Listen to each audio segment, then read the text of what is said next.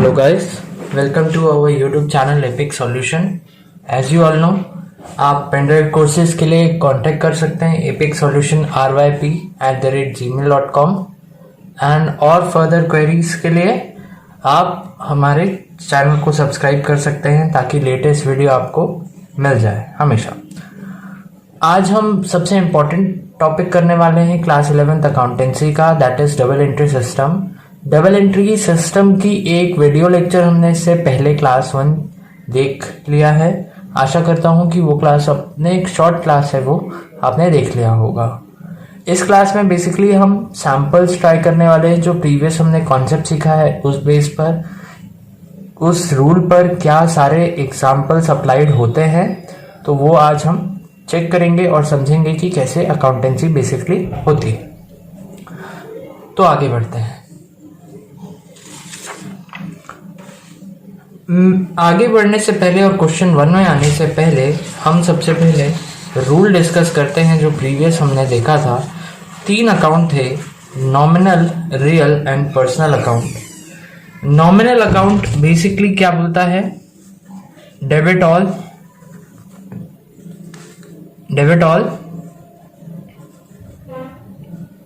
Income, no, expenses, losses and credit all, gain, profit. Okay. Real account का rule बोलता है debit what comes in and credit what goes out. Personal account का rule basically आपको बोलता है debit the receiver and credit the giver. Okay fine. तो ये rule हम बेसिक रूल हर जगह इस्तेमाल करने की कोशिश करेंगे एंड देखते हैं कि इस रूल के बेस पर, ये रूल के बेस पर क्या हम सारे ट्रांजैक्शंस को सॉल्व कर पाते हैं या नहीं। सबसे पहला क्वेश्चन आपको दिख रहा होगा, the following transaction in the journals of CR Ram and son. CR Ram and sons की बुक है ये। CR Ram and sons basically partnership firm हो सकती है। Okay, CR Ram and son partnership firm है, सपोज लेके चलते हैं हम, एंड इनकी बुक्स में ये सारे ट्रांजैक्शन हैं। स्टेप बाय स्टेप हम चालू करेंगे। ओके, तो कुछ रूल्स मैं आपको और बता दूं जनरल एंट्री में आने से पहले। सबसे पहले हम एक रियल कंपोनेंट की आइडेंटिफिकेशन करेंगे। कोई भी रियल कंपोनेंट मींस एसेट, जो संपत्ति होती है हमारी। हम कोशिश करेंगे अगर पॉसिबल है कि कोई रूल रियल अकाउंट का लग जाए। यदि रियल अकाउंट का कोई भी रूल लग गया तो सेकेंडली हम ट्राई करेंगे बाकी अदर ट्रांजैक्शन का। ओके, करते हैं ट्रांजैक्शन, आपको स्टेप बाय स्टेप समझ में आएगा। एंट्री करने से पहले मैं ये बोल रहा हूं, मैं नरेशन इसमें नहीं कर रहा हूं। हमारा बेसिक फोकस होगा डेबिट क्रेडिट के बारे में, क्योंकि अकाउंटिंग में 2 ही एस्पेक्ट्स होते हैं, डेबिट और एक क्रेडिट। तो नरेशन के पीछे अभी हम नहीं जाते हैं, हम अंडरस्टैंडिंग करेंगे एंट्रीज के बारे में कैसे होता है। ओके, फर्स्ट ट्रांजैक्शन दिख रहा है, CR Ram's and son started business with cash. Amount लिखा है 25,000, सबको दिख रहा है। ओके, कैश, जबकि मैं एक एसेट कंपोनेंट बोल सकता हूं, कैश एक एसेट होती है। कैश को हम बोल सकते हैं नगद नारायण। ओके, वो एक हमेशा एक एसेट होती है। एसेट को एक रियल कंपोनेंट के तौर पे ट्रीट किया जाएगा। तो मैं रूल पर आऊं अपने, तो रियल अकाउंट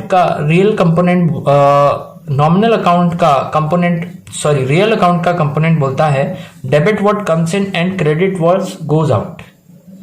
ठीक, इसके पहले कुछ प्रिंसिपल मैं आपको शेयर करना चाहता हूं कि हम अकाउंटेंसी में ये हमेशा मान के चलेंगे। फर्स्ट हमारा प्रिंसिपल होगा कि owner and business both are the different person.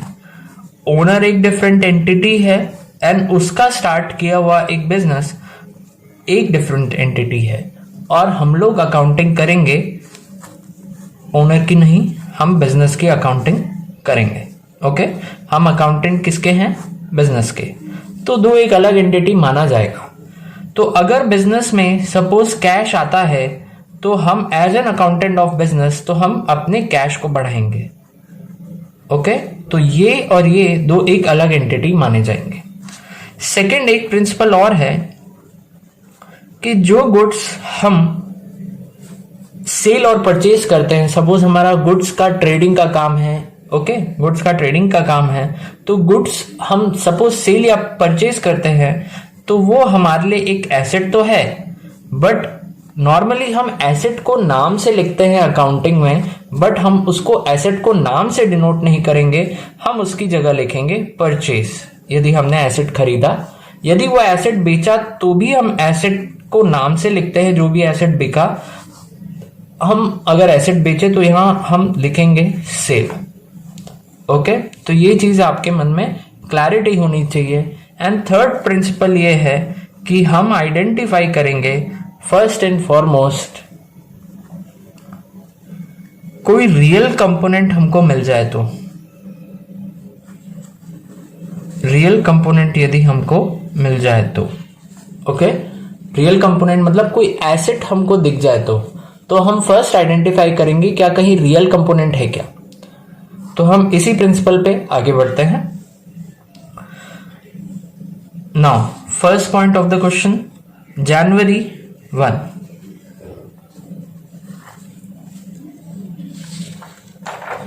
C.R. Arms and Sons started business with cash। C.R. Arms and Sons ने अपना एक बिजनेस स्टार्ट किया कैश के साथ। कैश कितना लगाया बिजनेस में? 25,000 का एक बिजनेस स्टार्ट किया इन्होंने कैश लगा के। तो as we all know by principle number 1, owner and business, भले वो बिजनेस उस ओनर के नाम के से जाना जाता हो, बट हमारे अकाउंटिंग कॉन्सेप्ट में owner and business both are the different person. तो हम दोनों को डिफरेंट एंटिटी के तौर पे ट्रीट करेंगे। तो बिजनेस के पास कैश आया, cash is a real component and real का रूल होता है debit what comes in and credit what goes out. तो कैश यहां पर बिजनेस के पास आया कि गया? ऑब्वियसली कैश आया, तो कैश को हम क्या करेंगे? डेबिट। ओके, कैश को हम डेबिट करने वाले हैं तो हम यहां लिखेंगे कैश अकाउंट डेबिट टू, क्या करेंगे? टू गिवर का नाम क्या है? ओके, अब हम वापस रूल पर आएंगे, चेक करेंगे हमारे पास डेबिट पार्ट तो फिक्स हो गया, debit part is okay, debit part मिल गया। अब हमको चाहिए क्या? क्रेडिट पार्ट पर आना है। क्रेडिट पार्ट में है सबसे पहला credit all gain oblique profit. क्या हमको इस ट्रांजेक्शन से कोई गेन हुआ? नहीं, गेन तो तब होगा जब हम गुड्स वगैरह सेल करेंगे या हमको कुछ अर्निंग का पार्ट मिलेगा कहीं से, तो यहाँ कुछ गेन नहीं हुआ। Real account credit was goes out, क्या इससे कुछ गया हमारे बिजनेस से? नहीं, हमारे पास तो कैश आया है और गया कुछ नहीं। पर्सनल अकाउंट देखते हैं, credit the giver, credit the giver, तो देने वाले का नाम यदि हमको पता है तो क्रेडिट द गिवर। गिवर का नाम हमको पता है, yes, the giver name is C.R. Arms and Sons। तो हम C.R. Arms का कैपिटल अकाउंट लिख देंगे। ओनर को ट्रीट किया जाता है एज अ कैपिटल। जो भी ओनर होता है उसके नाम के पीछे सफिक्स लगाया जाता है, सफिक्स जो एंड में लगाया जाता है उसको सफिक्स बोलते हैं, सफिक्स में कैपिटल लगाया जाता है। तो C.R. Arms capital account. Okay, suppose ये ओनर का नाम है, तो कैश उसने 25,000 इनिशियल इन्वेस्ट किया था, हम 25,000 इसमें एंट्री करते हैं। ओके, नेक्स्ट ट्रांजेक्शन जो कि दिया हुआ है जनवरी 2 का, purchase goods for cash. Purchase goods for cash मतलब आपने गुड्स खरीदा एंड आपने कैश दिया। हमने एक चीज और डिसाइड किया हुआ है कि जैसे ही परचेज गुड्स वगैरह हुआ, वैसी चीजें जो हम डेली बेसिस पे खरीदते हैं for selling and selling purpose, तो हम उसको क्या करेंगे? हम उसको सिंपल लिखेंगे purchase account as we have discussed earlier. Okay, हम उसको क्या लिखेंगे? Purchase account. तो हम सिंपल यहाँ पर परचेज अकाउंट को डेबिट कर देंगे।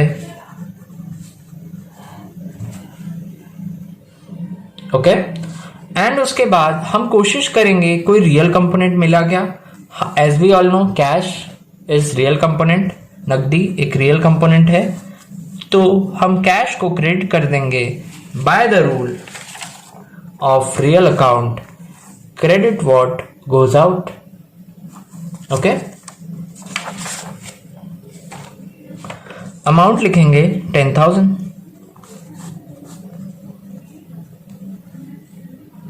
ओके, आगे बढ़ते हैं। Purchase goods from Subhash, Subhash से हमने गुड्स खरीदा।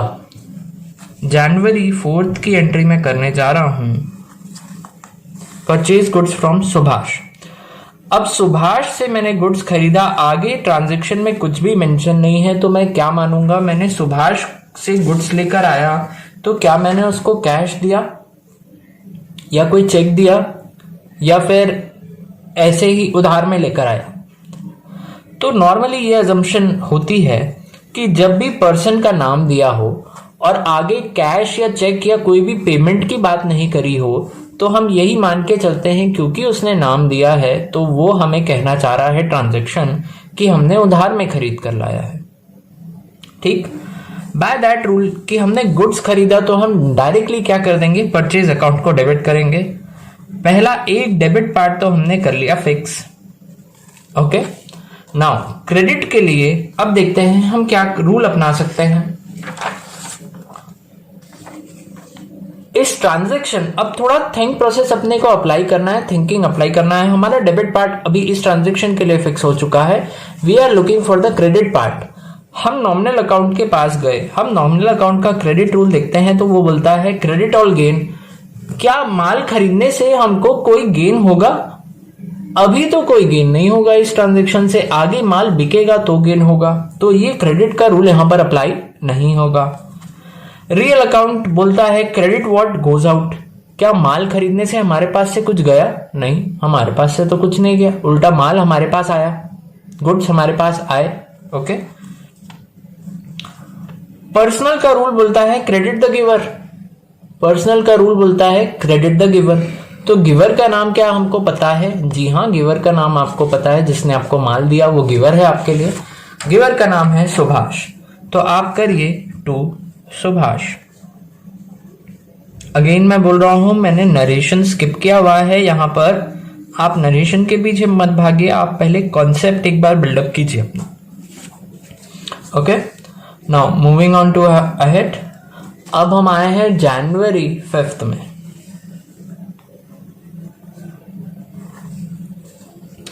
परचेज फर्नीचर फॉर कैश, हमने फर्नीचर खरीदा कैश में। ओके, तो as we all know cash is real component. हमने फर्नीचर खरीदा और कैश दिया, तो कैश हमारे पास से जा रहा है। ओके, रियल कंपोनेंट कैश है, तो रियल अकाउंट का डेबिट रूल बोलता है debit what comes in and credit what goes out.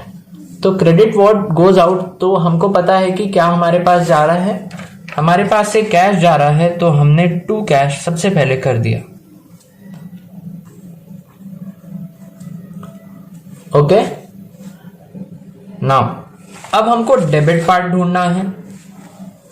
Debit part, credit part is fix. Debit part के लिए सबसे पहले मैं गया नॉमिनल के पास। नॉमिनल बोलता है debit all expenses and losses.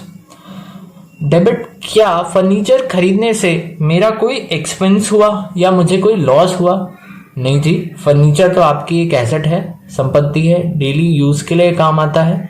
क्या कोई आपका खर्चा हुआ? बिल्कुल नहीं, कोई खर्चा नहीं, बल्कि फर्नीचर से तो आपको बेनिफिट मिलेगा।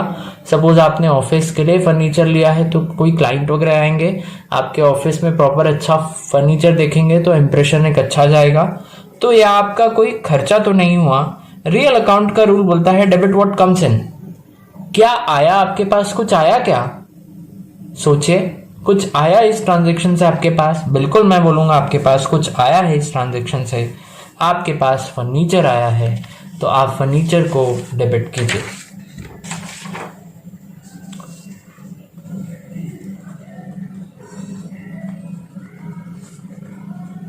हमने फर्नीचर अकाउंट ही क्यों लिखा, हमने परचेज क्यों नहीं लिखा?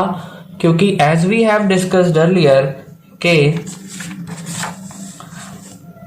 हमने सेकेंड प्रिंसिपल में ये बात करी थी कि वो गुड्स जो हम एसेट खरीदते हैं नॉर्मली वो एसेट के नाम से आती है। लाइक फर्नीचर हमने खरीदा, फर्नीचर खरीदने के पीछे हमारा ये उद्देश्य नहीं है कि हम फर्नीचर को सेल करेंगे, हम फर्नीचर को बिजनेस में यूज करेंगे, हमारा फर्नीचर बेचने का काम नहीं है। यहाँ पर ये अज्यूम करके चलना पड़ेगा आपको। हम फर्नीचर नॉर्मली लोगों की तरह जो फर्नीचर रखते हैं बिजनेस में, हम यूज करने के लिए रख रहे हैं बिजनेस के लिए, तो हम एसेट के नाम से लिखते हैं, ना कि परचेज के नाम से। ओके, इसलिए हमने यहाँ पर परचेज नहीं लिखा। अगर फर्नीचर को हम परचेज मानेंगे तो फिर गलत हो जाएगा, क्योंकि फर्नीचर परचेज नहीं, फिर वो आपका गुड्स हो जाएगा। सपोज आपको मान के चलना पड़ेगा कि आपके पास फर्नीचर की शॉप है जिसमें आपका वो गुड्स की तरह ट्रीट होगा, ना कि फर्नीचर की तरफ। ठीक, तो हम ये मान के चलेंगे वो हमारे लिए एसेट है। Moving on to the next point, January 10th paid cash to Subhash. Subhash को हमने कैश दिया। जनवरी 10 में कैश एक रियल कंपोनेंट है, as we all know cash एक रियल कंपोनेंट है। जनवरी 10 में हमने सुभाष को कैश दिया, तो कैश अकाउंट हमको करना चाहिए यहां पर credit, because cash was goes out. Real का अकाउंट का रूल मैं आपको फिर से रिकॉल करना चाहता हूं, रियल अकाउंट का रूल रिकॉल करवाना चाहता हूं। Debit what comes in and credit was goes out. तो क्रेडिट पार्ट हमने फिक्स कर लिया यहां पर कि कैश अकाउंट होगा credit. Okay okay, debit part के लिए अब हमको जाना पड़ेगा। डेबिट पार्ट के लिए हमको जाना पड़ेगा debit all expenses and losses. क्या ये लगा सकते हैं हम कि डेबिट व्हाट कम्स इन? हमने सुभाष को कैश दिया तो क्या कुछ हमारे पास आया? नहीं। Debit the receiver, here receiver is Subhash, तो हम सुभाष को रिसीवर के तौर पे पर्सनल अकाउंट में के रूल से ट्रीट कर सकते हैं। तो Subhash account gets debit. Okay, the amount is 4000।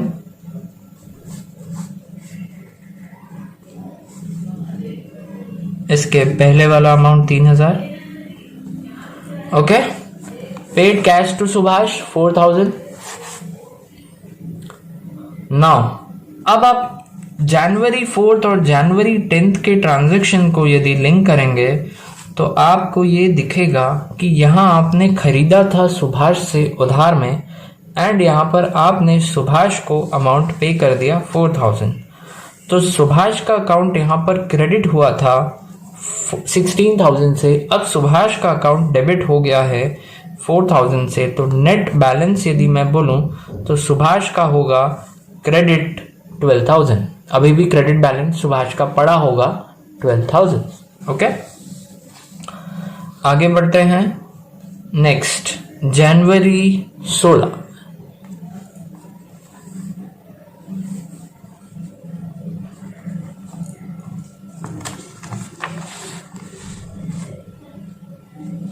जनवरी 16 आपको दिख रहा है। Okay, purchase goods from Ravi. Ravi मैंने नाम एक बार हटा दिया है, पर मान के चलते ही ये है रवि नाम का पर्सन।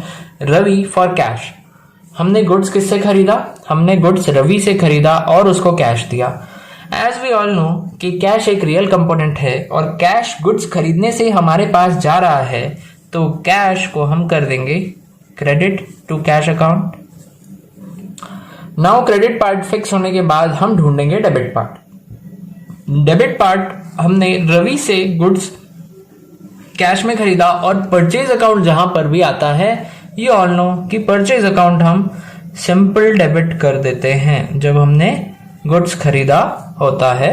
तो 3,500 का हमने गुड्स खरीदा एंड 3,500 हमने कैश दिया। Okay, point number 16 is clear. Moving ahead two point number 70। अब हमने गुड्स खरीदा रवि से और आगे कोई डिटेल फिर से नहीं दी, मतलब आगे तो कोई डिटेल इसमें नहीं है पिछले ट्रांजैक्शन वाइज फॉर कैश, या बैंक कुछ देता तो हम मान के चलते हैं कि हमने गुड्स लिया एंड सामने वाले को पेमेंट किया। यहाँ तो कोई डिटेल नहीं है, तो हम क्या मान के चलें? नथिंग, हम कुछ नहीं मान सकते। हम सिंपल मानेंगे कि रवि से हम गुड्स लेकर आए उधार में, बिकॉज जब भी नाम दिया है एंड आगे कैश की डिटेल्स या पेमेंट की डिटेल नहीं दी तो हमको यही मान के चलना है कि हमने उधार में लाया गुड्स। ओके, गुड्स लेकर आए हैं हम, तो हमारे पास सबसे पहले जनवरी 17 में एंट्री बनेगी परचेज अकाउंट डेबिट, पुराने प्रिंसिपल्स के हिसाब से प्रिंसिपल नंबर 2 हमने डिस्कस किया था, purchase account and sale account के रिलेवेंट, वही प्रिंसिपल हम अप्लाई कर रहे हैं। नाउ हमारा डेबिट पार्ट तो फिक्स हो गया, we are looking for the credit part. Credit में क्या लिखें? क्रेडिट में अब हम गए नॉमिनल अकाउंट के पास। नॉमिनल अकाउंट बोलता है credit all gains and profit. क्या कहीं गुड्स खरीदने से हमको गेन हुआ या प्रॉफिट हुआ? बिल्कुल नहीं, जब आगे सेल करेंगे तब होगा gain. Okay. Real account credit बोलता है क्रेडिट वॉज गोज आउट। क्या हमारे पास से कुछ गया? बिल्कुल भी नहीं, कुछ नहीं गया आपके पास। पर्सनल अकाउंट का रूल बोलता है क्रेडिट द गिवर। ओके, तो credit the giver rule apply होगा। यहां पर हमको लिखना पड़ेगा टू रवि। गुड्स आपको किसने दिया? रवि ने दिया, तो Ravi is the giver for you. Ravi is the giver for you and accordingly you have to pass the entry.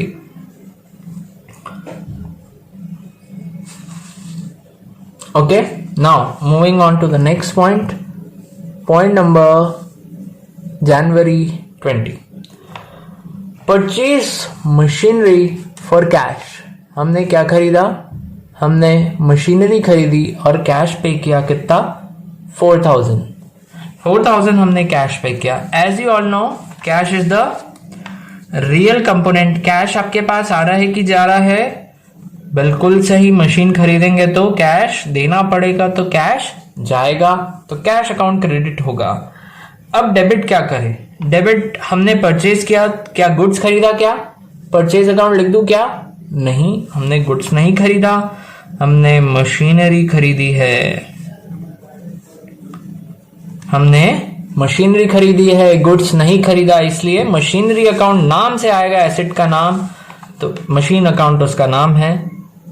4,000 rupees हम यहां पर क्रेडिट करेंगे। Moving on to the last point of this question, paid rent. हमने rent pay किया 200 rupees का। Okay, जनवरी 21 की entry. Paid rent हम मान के चलेंगे हमने कैश से पेमेंट किया, तो रेंट दिया होगा, तो हमारे पास से कैश रियल कंपोनेंट आइडेंटिफाई करना है, तो कैश क्या हुआ होगा? गया होगा। तो जैसे ही पता चला कि कैश गया, हमने कैश को कर दिया क्रेडिट।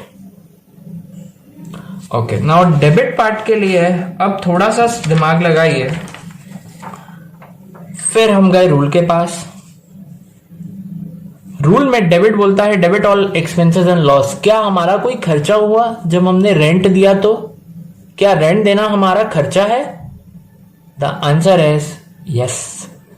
रेंट आप जो पे करते हैं वो आपका एक एक्सपेंस है। ओके, तो हम यहां करेंगे डेबिट ऑल एक्सपेंस। इस खर्चे का नाम क्या है? रेंट पेड, ये खर्चे का नाम है। 200 रुपीज आपने पे किया था।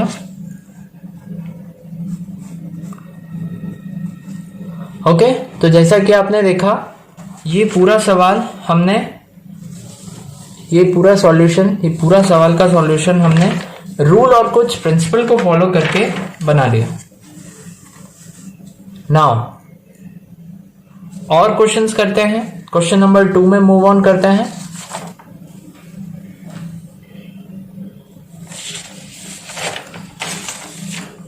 क्वेश्चन नंबर 2 आपको दिख रहा होगा। Following transaction in the journal of Yash Raj and sons. Okay, Yash Raj and sons की बुक्स में ये ट्रांजैक्शन है। फरवरी 2020 का ईयर है एंड हम स्टार्ट करने वाले हैं ये सवाल। मैं फिर से बोल रहा हूं, मैं अभी नरेशन एंड फॉर्मेट एक्सेट्रा पे फोकस नहीं कर रहा हूं। अभी हम फोकस करते हैं कॉन्सेप्ट के ऊपर। Narration and format is very small thing. Concept आना चाहिए जनरल एंट्री का डबल एंट्री सिस्टम में कि क्या क्रेडिट होगा क्या डेबिट होगा, that is the important thing. Concept, ये रूल वगैरह जो मैं डिस्कस कर रहा हूं बार बार, ये मैंने अपनी प्रीवियस क्लास में डिस्कस किया हुआ है डिटेल में, आप एक बार उसको चाहें तो चेकआउट कर सकते हैं। अभी हम यहाँ पर सैंपल क्वेश्चन सॉल्यूशन कर रहे हैं। Okay, moving on to the February 7, 2020। Sold goods for cash 6500। हमने गुड्स बेचा कितने का? 6500 का। As you all know we have discussed in our second principle कि जब भी एसेट का सेल होगा तो हम एसेट के नाम से लिखेंगे उसको, एंड गुड्स वगैरह का सेल होगा तो हम सेल अकाउंट लिखेंगे उसको। Okay, goods sold for cash, तो हम पहले सबसे पहले यहां पर करेंगे to sales, to sale account. Debit, हमारा क्रेडिट पार्ट फिक्स हो गया, अब हम डेबिट पार्ट के लिए जाते हैं। As you all know cash is the real component. Sold goods for cash, आपने गुड्स सेल आउट किया है और बदले में कैश लिया है, तो कैश अकाउंट आपके पास आएगा, आपके पास कैश आएगा, कैश अकाउंट आपको डेबिट करना पड़ेगा। रियल का डेबिट रूल बोलता है debit what comes in. Okay, amount रहेगा 6500। Now moving on to the next, February 9th is the date. Sold goods to Mahesh, हमने महेश को गुड्स बेचा। इसके आगे कुछ नहीं दिया कि कैश में महेश ने पेमेंट कैसे किया होगा, कैश या बैंक, तो हम यही मान के चलेंगे कि महेश को हमने उधार में बेचा। तो सबसे पहले जैसे गुड सोल्ड आया मैंने सेल्स अकाउंट कर दिया क्रेडिट। ओके, क्रेडिट पार्ट मैंने फिक्स करने के बाद मैं गया रूल्स के पास, मैंने ले ली शरण रूल्स की। रूल्स से मैंने पूछा, मैंने क्रेडिट पार्ट तो फिक्स कर लिया है, अब आप डेबिट पार्ट में मेरी हेल्प कीजिए। नॉमिनल रूल बोलता है debit all expenses and loss. अगर मैं गुड्स सेल करूंगा तो क्या मेरा ये खर्चा है या लॉस है? बिल्कुल नहीं, ये तो मेरे लिए प्रॉफिट है, तो डेबिट रूल नॉमिनल का अप्लाई नहीं होगा। रियल बोलता है डेबिट व्हाट कम्स इन। क्या आपने गुड्स बेचा तो कुछ आया आपके पास? कुछ नहीं आया जी, गुड्स बेचा तो पैसे भी नहीं आए अभी तो।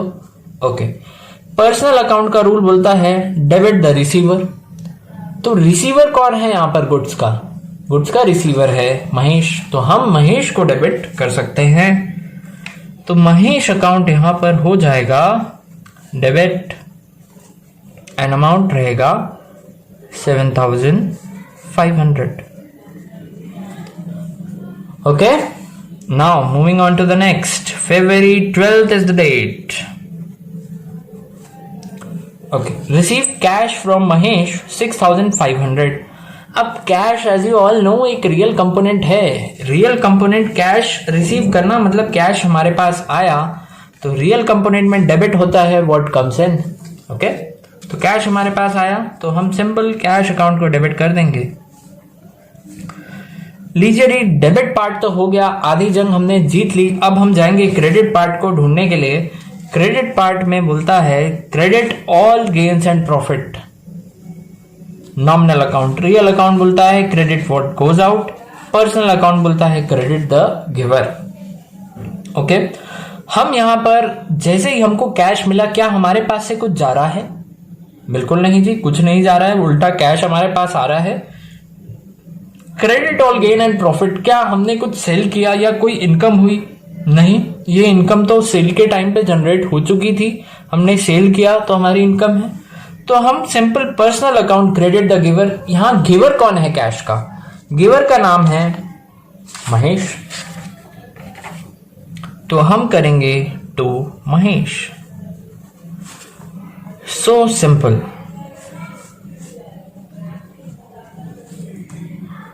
Okay, now moving on to the February 18th. Sold goods to Suresh for cash. हमने गुड्स सुरेश को बेचा कैश। यहां पर नाम तो दिया है, हमने गुड्स सुरेश को बेचा और आगे लिखता है कैश, तो हम यही मानेंगे सेल्स कौन सी है? कैश में सेल्स। हमने उधर गुड्स दिया सुरेश को एंड इधर सुरेश ने हमको कैश पेमेंट किया। Cash as you all know एक कंपोनेंट कौन सा वाला है, रियल कंपोनेंट है। तो कैश आया तो हमने कैश अकाउंट डेबिट कर दिया एंड सेल हुआ है गुड्स का तो हमको क्या करना है, टू सेल्स करना है। टू सेल्स अकाउंट कर दिया, अमाउंट हमने 12,600 लिख दिया। ये अभी तक जो एंट्री हुई है यू नो कि हमारे first second and third principal के बेस पर ही हुई है। अभी तक जितनी एंट्री हमने की है 3 प्रिंसिपल से बाहर हम नहीं गए हैं एंड 3 प्रिंसिपल के दरवाजे ही जाके हम एप्लीकेशन कर रहे हैं अपनी जर्नल एंट्रीज का। Now moving on to the next point, the date is February 19th।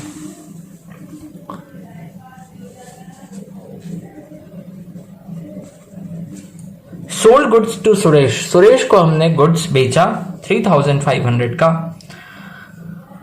Goods हमने सुरेश को बेचा, आगे कुछ कैश नहीं दिया तो हम यही मानेंगे कि ये सेल जो है हमारी उधार की सेल है। हमने गुड्स सुरेश को उधार में बेचा, तो उधार में जब भी बेचेंगे, जब भी सेल होगा तो हम टू सेल्स करेंगे, वेदर इट विल बी उधार की सेल हो या कैश की सेल हो, ये हमको पता है। हमने क्रेडिट पार्ट फिक्स कर लिया एंड अब हमको डेबिट पार्ट के लिए घूमना है। पर ट्रांजैक्शन माइंड में रखिए एंड सोचिए, सोल्ड गुड्स टू सुरेश, हमने सुरेश को गुड्स बेचा है, क्या ये हमारे लिए लॉस है? नहीं, ये लॉस नहीं है, बल्कि सेल करना तो फायदा है। डेबिट व्हाट कम्स इन, कुछ आया क्या इससे हमारे पास? अभी तो कोई पैसे नहीं दिए सुरेश ने, कुछ नहीं आया जी, तो debit the receiver. Receiver of the goods कौन है? सुरेश है। हम सिंपल सुरेश अकाउंट को डेबिट कर देंगे। अमाउंट लिखेंगे 3,500। Okay, now withdraw cash from office for personal use. हमने ऑफिस से कैश विड्रॉ किया कुछ पर्सनल यूज के लिए। February 20 is the date. हमने कैश विड्रॉ किया ऑफिस से फॉर पर्सनल यूज।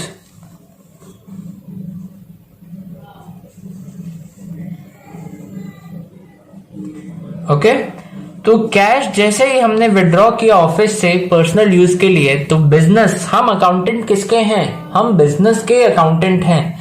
तो बिजनेस के पास से क्या पैसा आया कि चले गया? आपने कैश ले लिया बिजनेस से, तो ऑब्वियसली बिजनेस के पास पैसा चले गया and cash is a real component. Cash जा रहा है तो क्रेडिट का रूल अप्लाई होगा to cash account. Personal use के लिए withdraw cash for personal use किया तो एक अकाउंट का नाम आता है ड्रॉइंग अकाउंट। जब भी ओनर पर्सनल यूज के लिए बिजनेस से पैसा निकालेगा तो एक ड्रॉइंग अकाउंट आएगा। उस केस में drawing account gets debited and to cash as the real components gets credited. Okay, now moving on to the February 22। February 22 ये बोलता है पेड वेजेस। हमने वेजेस दिया। वेज होता है जो मजदूरों को हम पेमेंट करते हैं, that is known as wage. Wage जो हम मजदूरों को पे करते हैं, ठीक है, उनकी रोजी, ठीक है, या ऐसा समझिए मजदूरों की सैलरी होती है वेजेस। वेजेस पे किया तो पे करने से आपके पास पैसे आए कि गए? ऑब्वियसली पैसे गए, टू कैश कर देते हैं हम सबसे पहले। ओके, क्रेडिट पार्ट फिक्स हो गया। डेबिट के लिए हम फिर से रूल चेकआउट कर लेते हैं। नॉमिनल अकाउंट का रूल बोलता है डेबिट ऑल एक्सपेंसेस। क्या ये हमारा खर्चा है? नॉमिनल अकाउंट का रूल बोल रहा है डेबिट ऑल एक्सपेंसेस। हमारा क्रेडिट पार्ट फिक्स हो चुका है, अब हम डेबिट पार्ट फिक्स करने के लिए निकले हैं। डेबिट पार्ट फिक्स करने के लिए फर्स्ट हम नॉमिनल अकाउंट के पास गए। नॉमिनल अकाउंट बोलता है debit all expenses and losses. क्या ये आपका कोई खर्चा है? वेज पे करना? यस, वेज पे करना, मजदूर को भत्ता देना या मजदूर को सैलरी देना आपके लिए बिजनेस पॉइंट ऑफ व्यू से तो खर्चा है। मजदूर के लिए भले इनकम होगी बट आप अकाउंटेंट बिजनेस के हैं, तो वेज आपके लिए खर्चा है। खर्चे का नाम लिखे, वेजेस अकाउंट डेबिट। वेज एक खर्चे का नाम है, 2500 अमाउंट है उसका।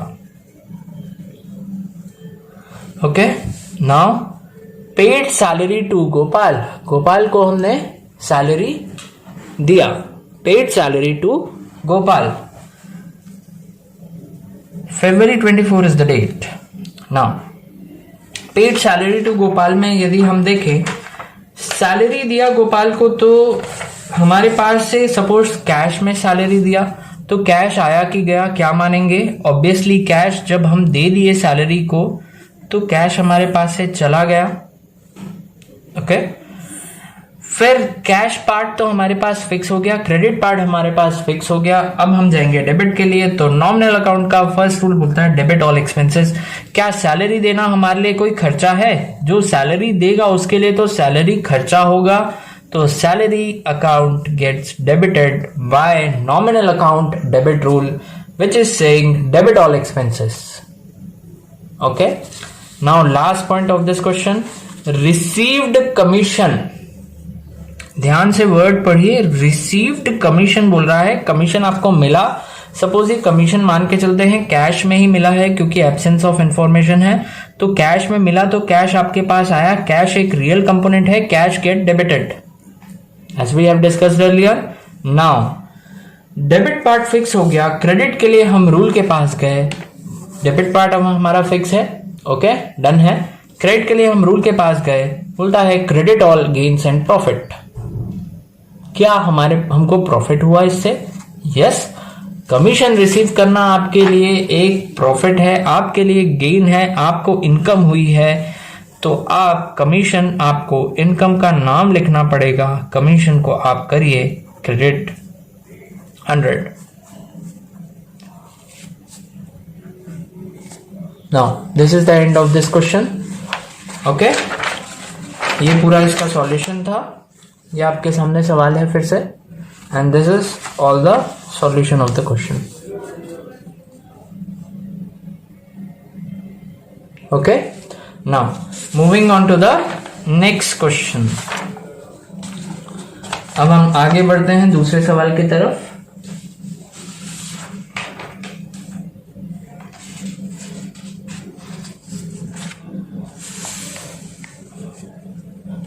दूसरा सवाल, जैसा कि आप देख पा रहे हैं, question number 3, record the following transaction in the journal of Vishal brothers. March 1 and year है 2020। Commence business with cash. ये हमने ट्रांजेक्शन पहले भी किया है, हमारा फर्स्ट ट्रांजेक्शन एग्जांपल का सिंपल है। जैसे कि आपको पता है कैश, हम एक अकाउंटेंट हैं बिजनेस के, हम बिजनेस की अकाउंटिंग करेंगे। बिजनेस आपने चालू किया तो आपने बिजनेस को पैसा दिया, तो बिजनेस के पास कैश आया, तो cash account get debited by the real account rule. And हम करेंगे, विशाल नाम का पर्सन है, मान लीजिए विशाल ने चालू किया है बिजनेस को, तो विशाल कैपिटल अकाउंट हो जाएगा क्रेडिट। 2,50,000 इसका अमाउंट लिखेंगे, 2,50,000 इसका अमाउंट लिखा जाएगा। Next point, good purchase from Mohan for cash. Goods को हमने मोहन से खरीदा, कैश दिया। एज यू ऑल नो कि कैश एक रियल कंपोनेंट है। रियल कंपोनेंट, जब भी हम गुड्स परचेज करेंगे एंड बदले में कैश दिया, तो कैश हमारे पास से कम हुआ तो हम 2 कर देंगे, कैश क्रेडिट कर देंगे। As the rule says, what credit what goes out. Okay, and purchase of goods के लिए हमने प्रिंसिपल से डिसाइड किया था, जहां पर भी गुड परचेज आएगा हम कर देंगे purchase account debit. Simple, the amount will B 25,000। मैं ये बोलता हूं, बस आप प्रिंसिपल एंड रूल को ध्यान रखिए, एंड फॉर्मेट जैसा मैं बता रहा हूं, कॉन्सेप्ट में जैसा बता रहा हूं वैसे अप्लाई कीजिए। देखिए बहुत इजीली आपसे सारे ट्रांजैक्शन बन जाएंगे। Okay, moving on to the next point of the question. Next date is March 3। Goods purchase from Ajay. आगे कुछ नहीं दिया कि कैश दिया या अजय को हमने चेक दिया, गुड्स हम जो लेकर आए हैं, तो हम अज्यूम यही करेंगे कि हमने जो अजय से गुड्स परचेज किया है वो हमने डेफिनेटली उधार में परचेज किया है।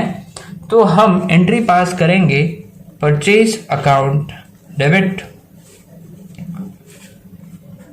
एज अवर प्रिंसिपल सेज कि परचेज गुड्स होगा कि तो परचेज अकाउंट डेबिट करना। हमारा डेबिट पार्ट तो फिक्स हो गया। अब हम क्रेडिट के लिए रूल के पास जाते हैं।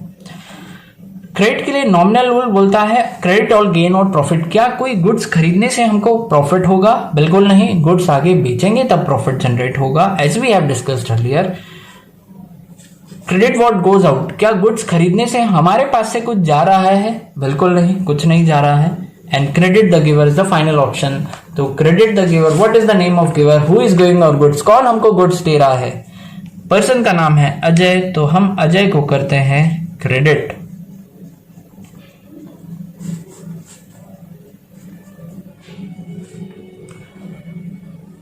Okay, now moving on to the next point of this question. Point number 4. Goods returned to Ajay. आपने मार्च 3 को अजय से गुड्स खरीदा था। अब आप अजय को गुड्स रिटर्न कर रहे हैं। आपने खरीदते समय परचेज अकाउंट को डेबिट किया था एंड जब आप रिटर्न करेंगे तो आपको यहां पर परचेज रिटर्न अकाउंट को क्रेडिट करना पड़ेगा।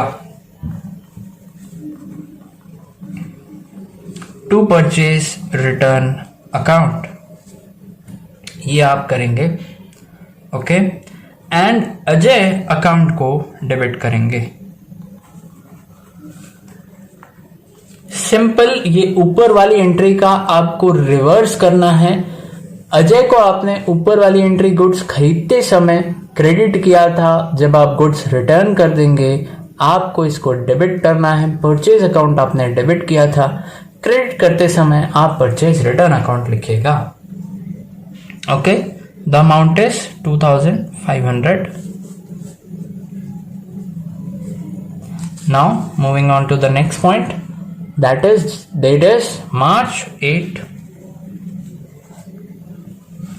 Goods sold to Rajeev. अब सेम पॉइंट है, हमने आगे कुछ डिस्क्रिप्शन नहीं है सवाल में कोई डिस्क्रिप्शन नहीं है। पर्सन का नाम दिया हुआ है तो आप यही मानेंगे जो ये सेल हुई है वो उधार में हमने माल बेचा है। Goods sold to Rajeev. आप जैसे ही हमारे प्रिंसिपल हमने डिस्कस किया है सेल ऑफ गुड्स दिखे तो आप सेल अकाउंट्स को क्रेडिट कीजिएगा। क्रेडिट पार्ट आपका फिक्स हो गया। डेबिट पार्ट के लिए अब आपको जाना है रूल की शरण में। नॉमिनल अकाउंट का डेबिट रूल बोलता है debit all expenses and losses. सोचिए आपने गुड्स बेचा तो क्या आपका कोई खर्चा हुआ या आपको कुछ लॉस हो गया? बिल्कुल भी नहीं, ऐसा नहीं है। डेबिट व्हाट कम्स इन। आपने गुड्स बेचा तो कुछ आया क्या आपके पास? कुछ भी नहीं आया, अभी तो पैसे ही नहीं मिले। Then last is personal account debit the receiver. Debit the receiver says जो गुड्स रिसीव कर रहा है क्या उस पर्सन का नाम आपको पता है? आपने बोला हाँ मुझे पता है, तो पर्सन का नाम बताइए ट्रांजैक्शन देख के। That is Rajeev. Accounts get debited. 20,000 हमारा अमाउंट रहेगा। आगे बढ़ते हैं। Rajeev return 10% of the goods. जो 20,000 का गुड्स अभी राजीव लेकर गया था, मार्च 10 को राजीव ने गुड्स कुछ वापस कर दिए। तो मार्च 10 की एंट्री करें तो यहां पर जैसा यहां आपने सेल के समय एंट्री किया था आपको उसका उल्टा कर देना है। सेल्स रिटर्न अकाउंट यहां पर आ जाएगा आपके अकाउंट में एंड राजीव जो डेबिट हुआ था ऊपर सेल करते समय वो हो जाएगा क्रेडिट। अब 20,000 इसमें 10% बोला है। 20,000 का 10% होता है 2,000। 2,000 से आपको ये एंट्री पास करनी है। Okay, now this was the end point of the question. Okay, now moving on to the next question,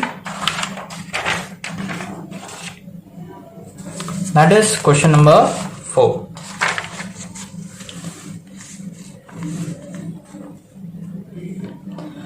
okay, record the following transaction in the journal of Naresh and Company। Naresh and company की books में हमको कुछ recording करना है transaction की। Okay, Naresh and company as a partnership firm again, और हम accountant किसके हैं?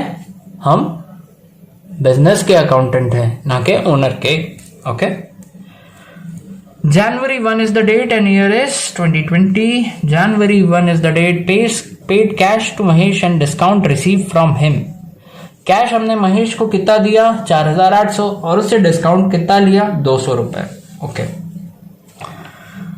अब cash as you all know as a real component, cash आपके पास जा रहा है, कैश आपसे जा रहा है, आप कैश को कर दीजिए क्रेडिट.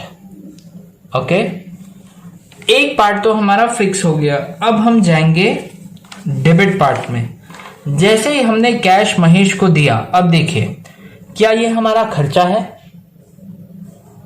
नहीं. Debit what comes in cash, Mahesh को देने से कुछ आया हमारे पास? बिल्कुल नहीं. Debit the receiver. Who is receiving this cash? The receiver of this cash is Mahesh.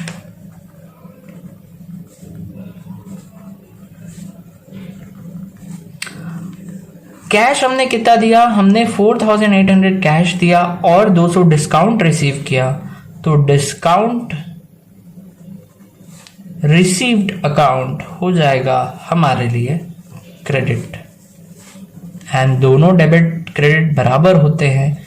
यहां 4800 एंड 200 को जोड़ के 5000 आता है. अब देखते हैं ये पूरा ट्रांजैक्शन में कौन कौन से अकाउंट के रूल एप्लीकेबल हुए हैं, कौन कौन से प्रिंसिपल एप्लीकेबल हुए हैं. Cash you all know it is a real component. Mahesh हमने डेबिट किया है bye personal component. Personal component के रूल से debit the receiver and discount receive एक नॉमिनल कंपोनेंट है. अब ये सोचिए ये क्रेडिट ही क्यों हुआ, डेबिट क्यों नहीं हुआ? आपको डिस्काउंट रिसीव हुआ है. आप सपोज कहीं शॉपिंग करने गए एंड आपका एक लकी ड्रॉ निकला, डिस्काउंट मिला आपको, तो आप इससे खुश होंगे कि सैड हो जाएंगे? बताइए. नेचुरली मुझे तो लगता है आपका जब डिस्काउंट कूपन निकला है तो आपको खुश होना चाहिए एंड आप खुश ही होंगे. खुश होंगे तो ये एक तरीके से आपकी इनकम या गेन कहना चाहिए मेरे को, आपको एक गेन हो गया. तो गेन के लिए हमारा नॉमिनल अकाउंट का रूल बोलता है credit all gain oblique profit. तो डिस्काउंट कहीं से रिसीव करना is your income, is your gain, I can say that. तो ये क्रेडिट हुआ बिकॉज नॉमिनल अकाउंट का रूल बोलता है कि हमको क्रेडिट करना चाहिए जब भी हमारी कोई गेन या प्रॉफिट हो. Now moving on to the next point, that is January 4th date. Receive cash from Arun and discount allow to him. हमको कैश मिला अरुण से एंड हमने 50 रुपीज का उसको डिस्काउंट दिया. कैश मिला अरुण से तो as you all know cash is the real component. Real component हमारे पास आया तो कैश हमने डेबिट कर दिया. गिवर कौन है? गिवर का नाम अरुण है. तो ये पर्सनल अकाउंट के रूल से हमने गिवर को कर दिया क्रेडिट. एंड हमने डिस्काउंट अलाउ किया है, हमने किसी को डिस्काउंट दिया है. तो ये हमारे लिए जो डिस्काउंट देने वाला है उसके लिए तो नुकसान है. कैश हमको 2450 मिला है, डिस्काउंट अलाउ 50 किया है.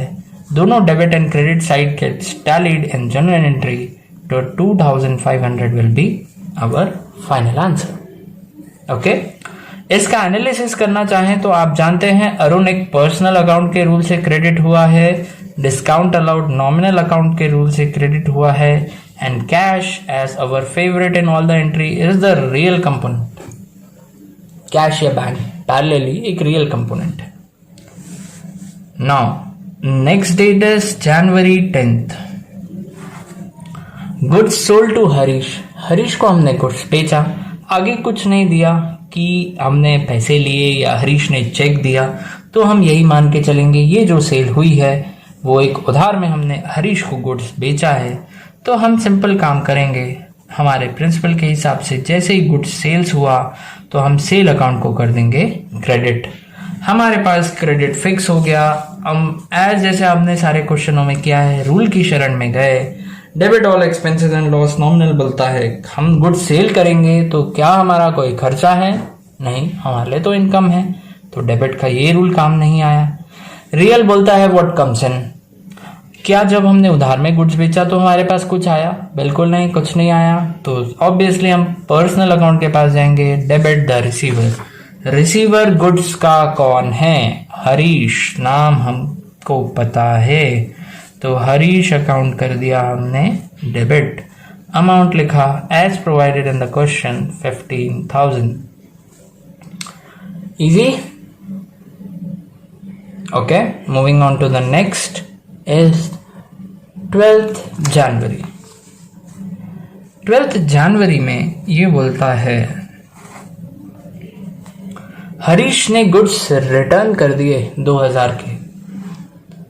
हरीश जब गुड्स रिटर्न कर देगा 2000 के, तो यहां हमने जो सेल्स किया है उसका जस्ट रिवर्स कर देंगे। सेल्स यहां क्रेडिट हुआ है तो सेल्स रिटर्न हो जाएगा डेबिट। हरीश यहां डेबिट हुआ है तो हरीश हो जाएगा क्रेडिट, एंड अमाउंट जितना है वो आ जाएगा। Okay, now next point, receive cash from Harish 12,500 in the full settlement of his account. Harish से पहले, ये ट्रांजैक्शन के पहले, जनवरी 14 ट्रांजैक्शन करने से पहले आप ये बताइए कि हरीश से अभी कितना पैसा हमको लेना है। सोचिए, हरीश 15,000 का गुड्स लेके गया था हमारे शॉप से, एंड 2,000 का गुड्स उसने रिटर्न कर दिया। तो अभी हरीश से हमको 13,000 रुपीज लेना है, 13,000 रुपए लेना है। 13,000 रुपए लेने जब हम हरीश के पास गए, हरीश ने बोला ये लीजिए 12,500 एंड मुझे 500 का डिस्काउंट करवा दीजिए। हमने बोला ओके, करवा देते हैं।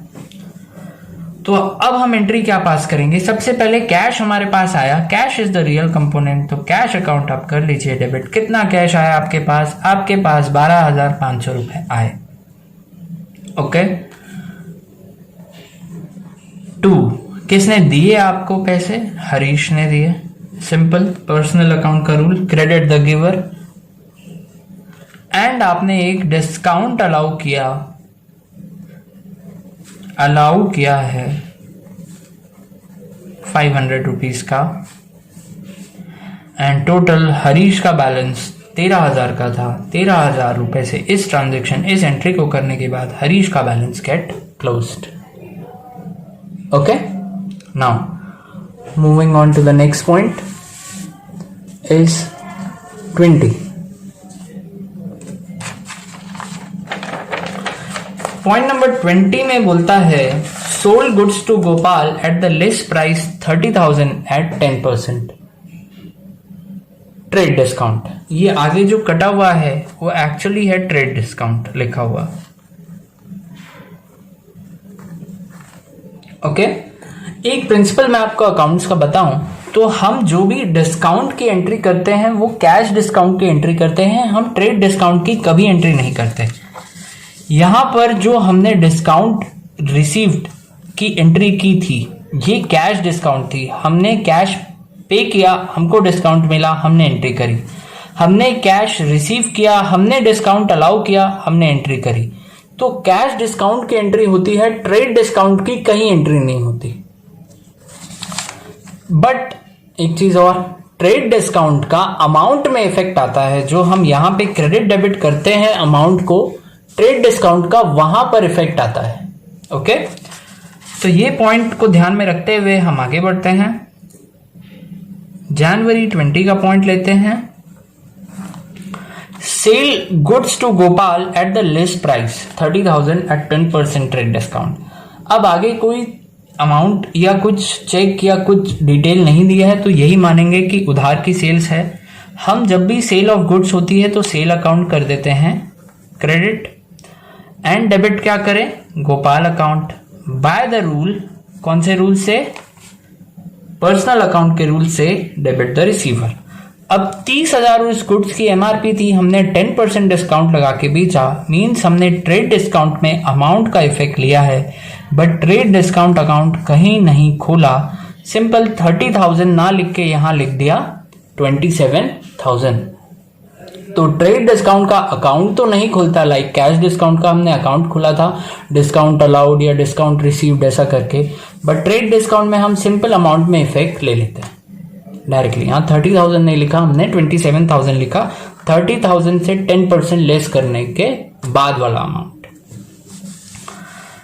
नाउ जनवरी 23 में आते हैं।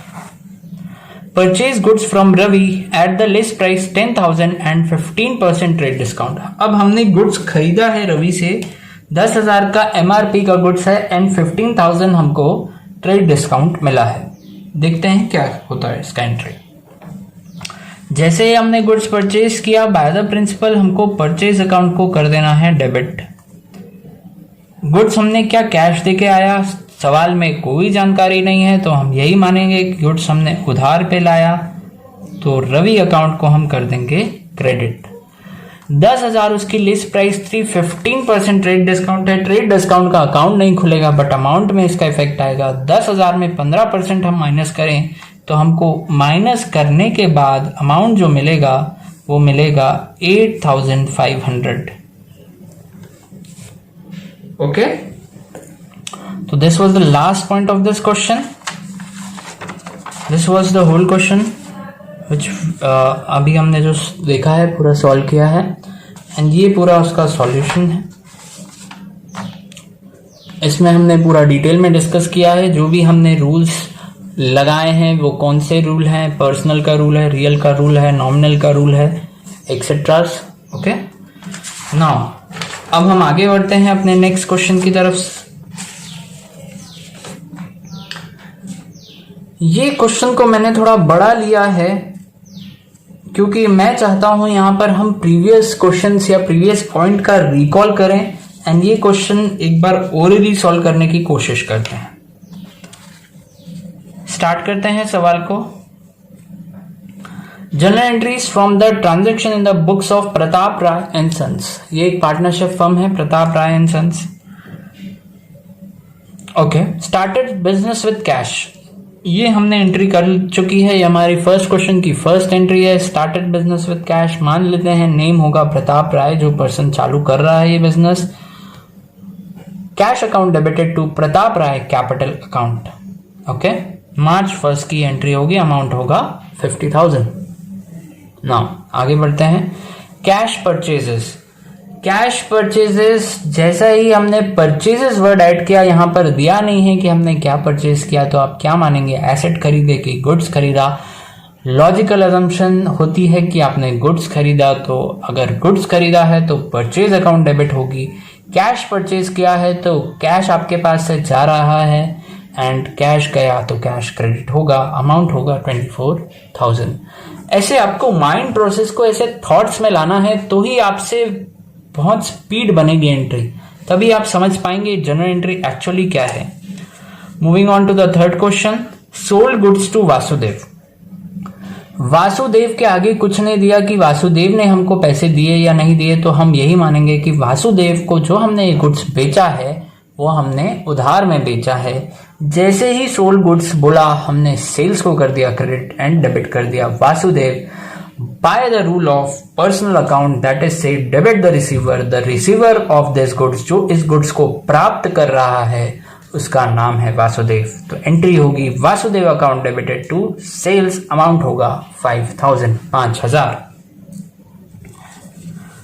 Moving on to the next. Return goods defective by Vasudev. हमने अभी प्रीवियस क्वेश्चन में ही किया, गुड्स हमने जो सेल करते हैं वो यदि रिटर्न हो जाए तो सेल रिटर्न अकाउंट डेबिट होगा, और जो जस्ट प्रीवियस जो एंट्री की थी वो वाली सेल्स की, उसको रिवर्स करना है।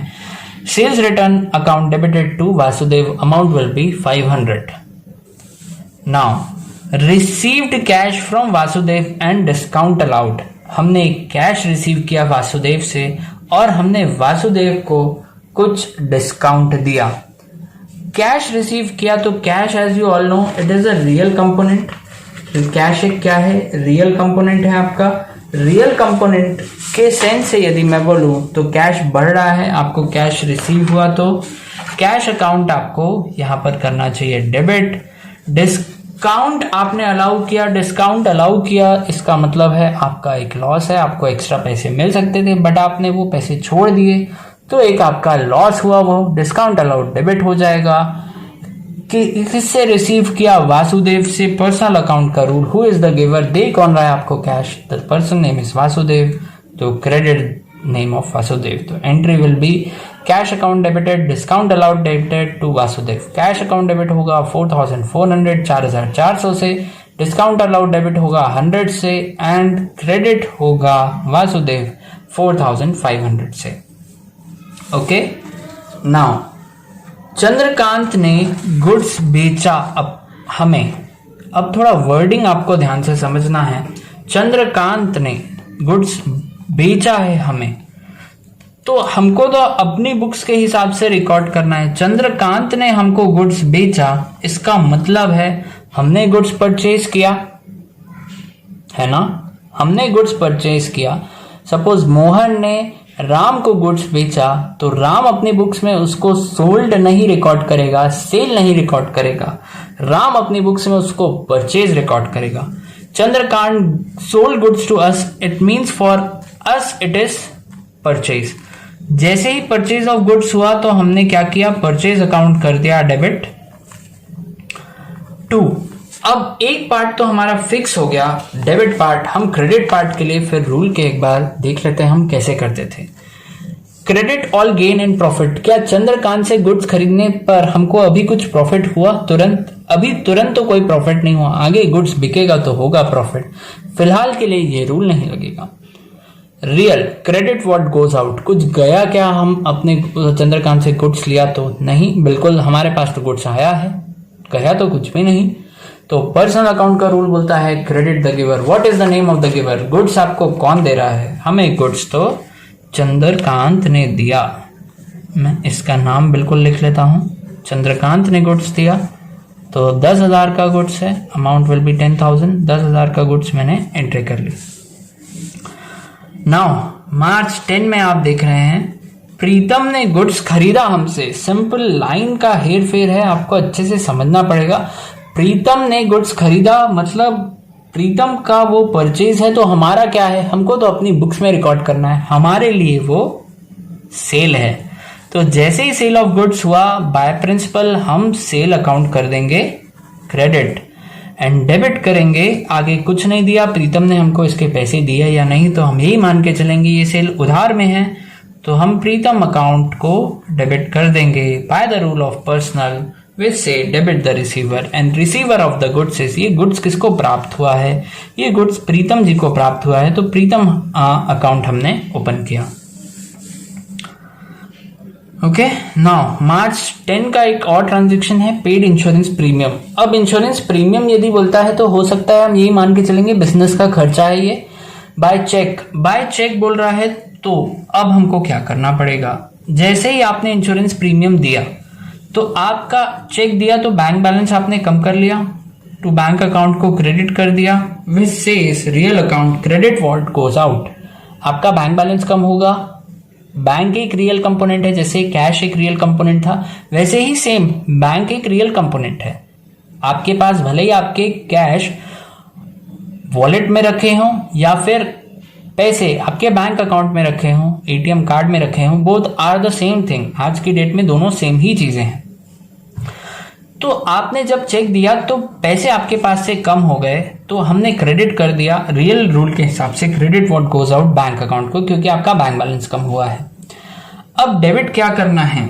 ओके, चेक करते हैं फिर रूल को। फर्स्ट बोलता है debit all expenses and loss. क्या ये आपका खर्चा है इंश्योरेंस कराना? यस, मैं दूंगा इसका आंसर। यस, आपका इंश्योरेंस कराना एक आपके लिए खर्चा है।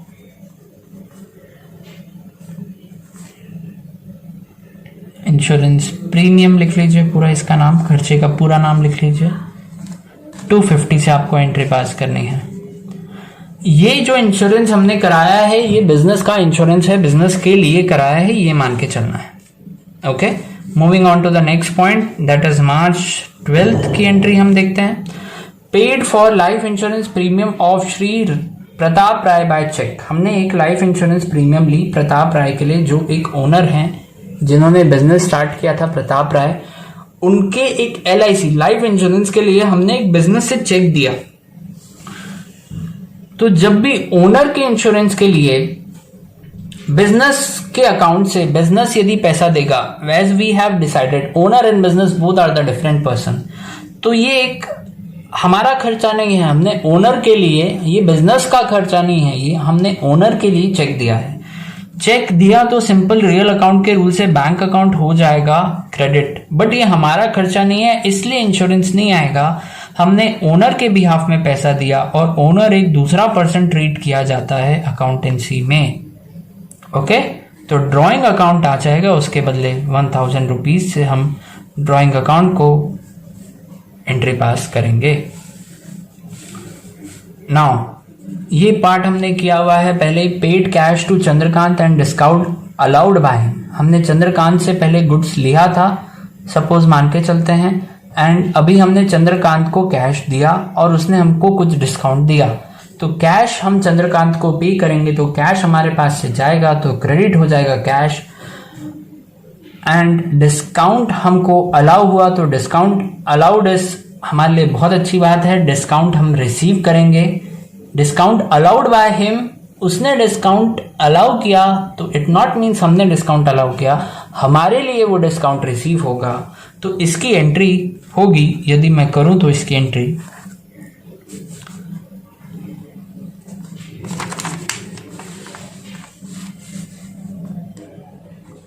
Chandrakant account debit to cash to discount received. यहां वर्डिंग सवाल में बोला है डिस्काउंट अलाउड, बट आप ये सवाल के भ्रम में मत फंसिए, ये डिस्काउंट अलाउड नहीं है, ये तो डिस्काउंट अलाउड चंद्रकांत के लिए है। आप तो अपनी बुक्स में रिकॉर्ड कर रहे हैं, आपके लिए ये डिस्काउंट रिसीव्ड होगा।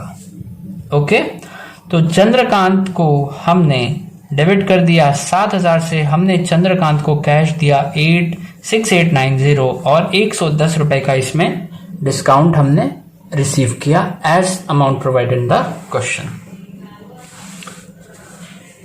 Now bought goods from Pawan, list price 7500 less 20% trade discount, ये पार्ट हमने किया हुआ है।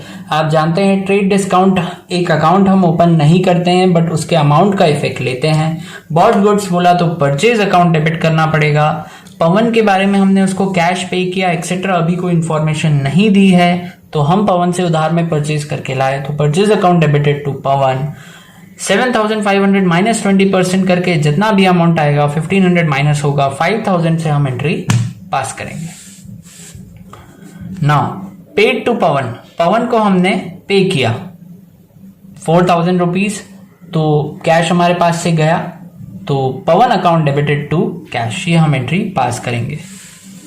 Receive cash from Pritam, cash account debited to Pritam account, ये हमारी एंट्री होगी। सेम कैश एक रियल कंपोनेंट है, कैश आया आपके पास, कैश अकाउंट डेबिट। फिर डेबिट पार्ट यदि फिक्स हो गया, आपको सेम क्रेडिट पार्ट के लिए ढूंढना है, जैसा हमने प्रीवियस बहुत सारे क्वेश्चंस में किया है। Paid wages 1000, advertisement expense 1250 and salary paid 4500। आपने वेजेस दिया, एडवर्टीजमेंट एक्सपेंस और सैलरी दिया, ये सारे आपके खर्चे हैं। आप एक कॉम्पोजिट एंट्री भी पास कर सकते हैं। हम देखते हैं कॉम्पोजिट एंट्री कैसे पास होती है।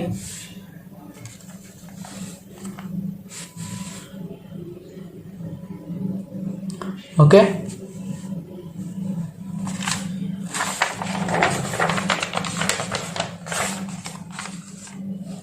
मार्च 26 में कॉम्पोजिट एंट्री कैसे पास होती है, मार्च 26 वाले ट्रांजैक्शन की। वेजेस अकाउंट डेबिट करना पड़ेगा हमको, एडवर्टीजमेंट एक्सपेंस भी डेबिट करेंगे,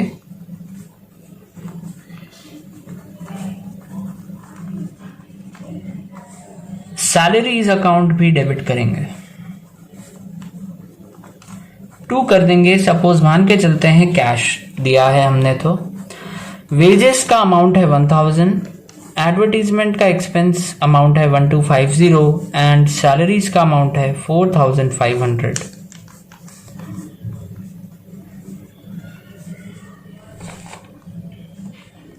6,750 से हमारी एंट्री पास होगी। ये एंट्रीज तो आपको समझ में आ रही होगी। एक बार इसके पीछे का रूल देख लेते हैं। वेजेस अकाउंट, जैसा कि सबसे पहले हम एक रियल कंपोनेंट ढूंढा, कैश हमारे पास से गया, हमने अगर पेड किया तो हमारे पास से पैसा जाएगा, तो कैश हमने पार्ट एक फिक्स कर लिया, कैश हमारे पास से गया, टोटल कैश 6750 गया इन तीनों का प्लस करने के बाद। ओके, नाउ अब हम आगे यदि बढ़ें तो इसमें क्या बोल रहा है यहाँ पर कि वेजेस डेबिट पार्ट हमको ढूंढ के निकालना है। डेबिट पार्ट के लिए सबसे पहले हम अपनी रूल शीट निकाल लेते हैं। रूल शीट बोलती है सबसे पहले debit all expenses, nominal account के दरवाजे जाओ। नॉमिनल अकाउंट का दरवाजा बोलता है डेबिट ऑल एक्सपेंसेस, क्या वेज देना, सैलरी देना मजदूर को, उसकी वेज देना, उसकी अर्निंग देना, एम्प्लॉय को उसकी सैलरी देना या एडवर्टाइज करना, क्या ये हमारा खर्चा है? आंसर है यस, ये हमारा खर्चा है, हम खर्चे को करते हैं डेबिट। ये हो गया डेबिट। मार्च 28 ट्रांजैक्शन की बात करते हैं। रिसीव्ड इंटरेस्ट, हमको इंटरेस्ट रिसीव हुआ तो हम सिंपल कैश अकाउंट कर देंगे डेबिट, टू कर देंगे इंटरेस्ट रिसीव्ड, अमाउंट होगा 250। कैश, जैसे ही कि आपने रिसीव किया इंटरेस्ट, आपका कैश बढ़ जाएगा। कैश एक रियल कंपोनेंट है, कैश अकाउंट डेबिट हो जाएगा एंड इंटरेस्ट रिसीव आपका हो जाएगा credit by the rule of nominal account which says that credit all income and gains. Now the last entry of the topic 28, receive commission, cash account debit, same ऊपर के rule से करेंगे, to commission.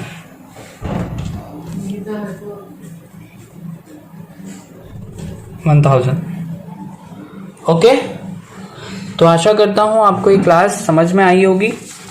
For further आपको यदि video में कुछ अच्छा लगा हो तो आप नीचे कमेंट बॉक्स में अपने व्यूज दे सकते हैं।